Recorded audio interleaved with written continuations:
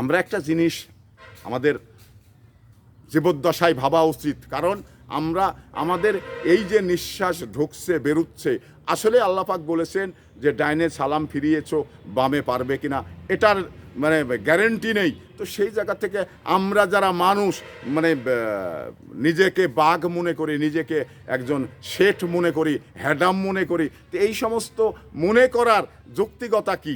আমি তো এটা মানে একা একাভাবে আমি তো এটা স্থির করতে পারিনি যে আমি এত ক্ষমতা মানুষ যা আমার নিঃশ্বাসটা ঢুকছে বেরুচ্ছে, আর ঢুকে যদি না বাড়াই তাহলেই তো আমার মানে বাহাদুরি শেষ, আমার মানে তাসের রাজত্ব কায়েম করা থেকে চলে যেতে হবে। তো আমরা আসলেই এই মানুষ মানে একটা পিঁপড়ি যে গ্যারেন্টি রয়েছে বা যেভাবে চলেন, তো তার সে মানে ঠুনকো হলো একজন মানুষ। সেটা হলো যে আপনি চলতে চলতে যে মানে ভাত খেয়ে মানুষ বেঁচে থাকে, আর সেই ভাত ললিতে বেঁধে মানুষ মারা যান।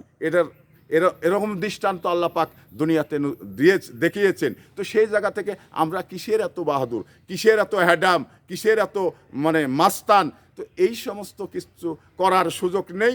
ভালো পথে অবলম্বন করুন, আল্লাহর মানে কথাগুলো সব সময় স্মরণ করুন, এবং দিনের ভিতরে অন্তত মৃত্যুর কথা মানে 40 থেকে 80 বার ভাবুন যে আল্লাহ পাক আমার মৃত্যু হবে, কখন হবে, কিভাবে হবে, আল্লাহ পাক তুমিই ভালো জানো।